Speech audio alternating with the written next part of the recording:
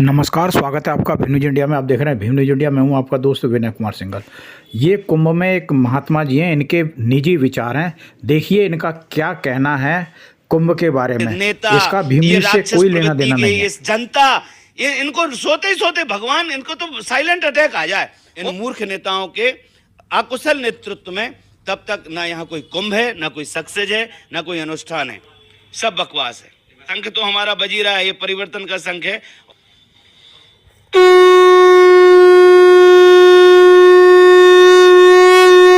हे भोलेनाथ, आप अपना त्रिशूल उठाइए और इन दुष्टों को आप, तो वो सब दुष्ट है, राक्षस हैं, शैतान है, काहे के संत? दिमाग खराब है क्या? पागल हो तुम? जो दूसरे की डेड बॉडी खाएगा वो हमारे सनातन धर्म में वो भूत है, प्रेत है, राक्षस। नमस्कार, आप देख रहे हैं भीम न्यूज इंडिया। आप देख रहे हैं लोकतंत्र टीवी। इस वक्त हम आए हैं महाराज जी के पास। महाराज जी इस वक्त महाकुंभ में हैं, श्री विराजक स्वामी दयाशंकर दास जी के पास। महाराज जी, ये जो पाखंड चल रहा है, गौ माता 24 घंटे इस देश में कट रही है, और जो ढोंग रच रहे हैं इस धार्मिक अनुष्ठान का, गंगा माँ के प्रति इनका क्या कर्तव्य होता है, देशवासियों का, इन सनातनियों का, जितनी संख्या वहां पहुंच रही है, इतनी संख्या गंगा माँ के पक्ष में। इनसे ये कहे कि जो 20,000 करोड़ रुपए जो नमामि गंगे परियोजना का था उसका हिसाब चाहिए। क्यों नाले बह रहे हैं? 20,000 करोड़ रुपए बहुत होता है, करोड़ों करोड़ों रुपए जो डकार लिया, और गंगा में नाले जहाँ गंगा का पीला पानी है। तो इस बात का उत्तर है क्या इस भ्रष्ट सरकार के पास? कोई उत्तर है क्या? ये गंगा यमुना का जो संगम क्षेत्र है, वहां पर जो कुंभ की हमारी परंपरा है, उस परंपरा के साथ जो खिलवाड़ हो रहा है, यही हिंदू जो वहां बड़े गंगा में गोता लगाने जा रहे हैं, हम इन्हीं हिंदुओं से, इन पाखंडी हिंदुओं से पूछ रहे हैं। मैं एक पूछ रहा हूं इन पाखंडी हिंदुओं से, इसी हिंदू भ्रष्ट जनता से पूछना चाहते कि अरे मूर्खो, जो गाय तुम्हारी संपूर्ण पंच महाभूतों की पोषक है, जो हिंदू कुकर्मी है, जिन हिंदुओं के कत्ल खाने चल रहे, जिनने घर से गैया का दूध खा के डंडे मार के गाय को भगा दिया, वो भी किसी मिलेच्छ से, किसी राक्षस से कम थोड़ी हैं। हमारी गीता, भागवत, रामायण में देव और असुर दो प्रकार के स्वभाव का वर्णन है। सुनो राजनीति करने वाले दलगत दलालो, हमने एक नारा दिया था कि जन सज्जन भाई भाई, दुर्जनता की करो विदाई। अब इस बात को जो समझदार लोग होंगे वो उसको पास करेंगे नारा को। तो योगी जी तो नहीं है ना, मोदी जी तो दुर्जन नहीं है। पक्के दुर्जन है, दोनों ही दुर्जन है।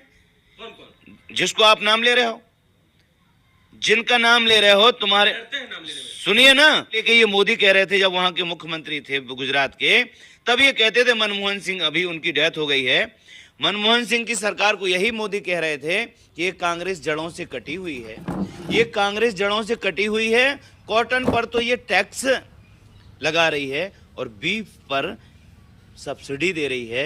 ये जड़ों से कटे लोग हैं, हमारी आत्मा रोती है, हमारी छाती फटती है, मोदी कहते थे, क्योंकि ये आरएसएस की पृष्ठभूमि से आते। मैं भी संघ का स्वयंसेवक हूं। इसी मोदी सरकार ने एक उन्नत भारत अभियान चलाया था। यही वो लोग हैं जो पूरे विज्ञान को समझते हैं, फिर भी ये गुलाम लोग हैं, इसलिए हम इनको कहते हैं ये दुर्जन हैं, कायर हैं। सुनिए, मैं पहले कुछ नहीं कह रहे, लोग मानो, देख सुनिए, सुनो, पार्टियां हैं। रावण के पक्ष में भी सैनिक थे जो रावण की जयकारा लगाते थे, राम के पक्ष में भी सैनिक थे जो राम की जयकारा लगाते थे।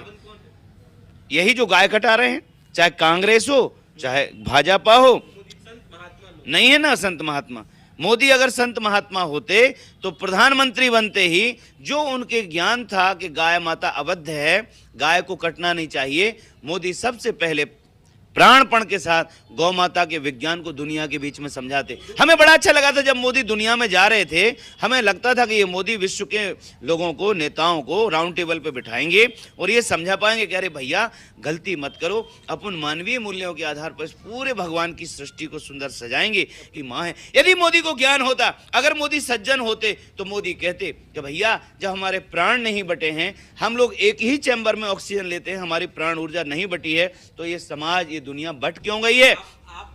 अगर हम वसुधैव कुटुंबकम का नारा लिख रहे थे, अभी G20 किया था ना 23 में, G20 में 20 कंट्री के लोग यहाँ बुलाए थे, मेहमानी कराई थी।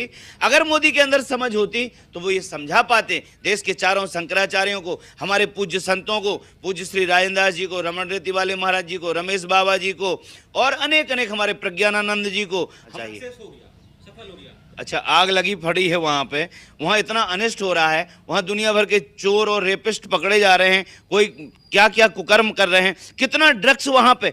हम उन बाबाओं को कह रहे हैं, बुरा मत मानना, जो भटके हुए, ना ज्ञान है, ना वैराग्य है, ना त्याग है, ना तपस्या है, ना संयम है, मुंह में भरे हैं गुटखा, दांत हो गए लाल पीले, शकल पे कोई तेज नहीं, कोई ओज नहीं, और क्या कर रहे हैं, सिगरेट फूंक रहे हैं, गालियां बक रहे हैं, बदतमीजी का व्यवहार कर रहे हैं। हट, वो कुंभ के मेले में ड्रग्स का प्रचार हो रहा है, दुनिया के वो ड्रग्स कंपनियां देख रहे हैं कि जिस देश के ये सिरमौर लोग साधु संतों को सब चरण वंदन कर रहे हैं ना, हमारी ये भोली जनता भारत की, हमारे भारत की ये भोली जनता उन बदमाश मूर्खों का, नशेड़ियों का जो चरण वंदन कर रही है। आज हमारी पीढ़ियां क्या सीख रही उनसे, क्या प्रेरणा मिल रही है उनको। आज जो हमारी युवा पीढ़ी गुटखा, सिगरेट, शराब और दुनिया भर के गांजा भांजा, दुनिया पूछो हमारे संतों से।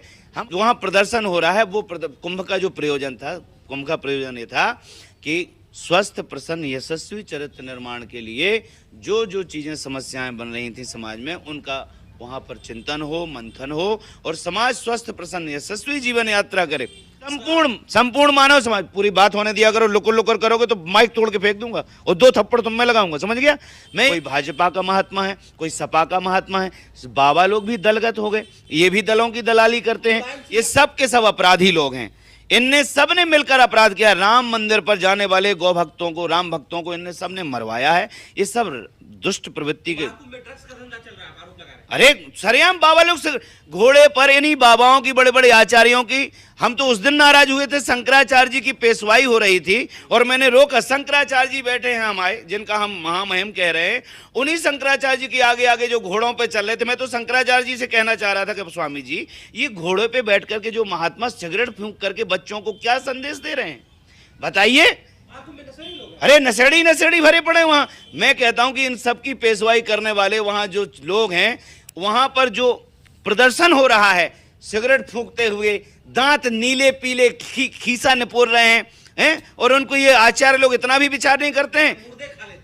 अरे मुर्दे खाए चाहे टट्टी खाए, हमसे क्या प्रयोजन। लेकिन सच्चाई ये है भाई कि वहां पर मूढ़ता का बड़ा परिचय मिला है। किसका परिचय मिला?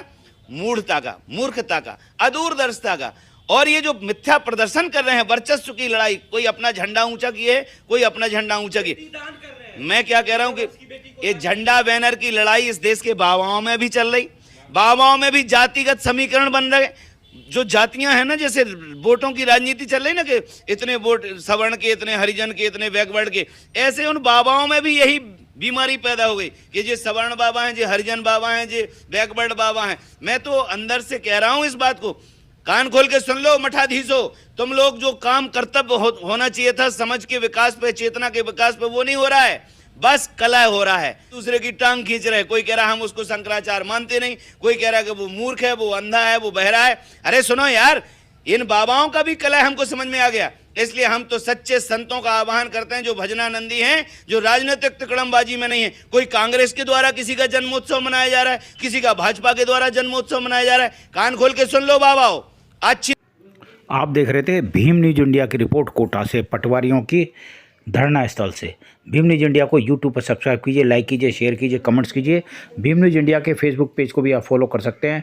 न्यूज़ अपडेट के लिए बने रहिए हमारे साथ, देखते रहिए आपका अपना विश्वसनीय चैनल भीम न्यूज़ इंडिया। आपका बहुत बहुत धन्यवाद।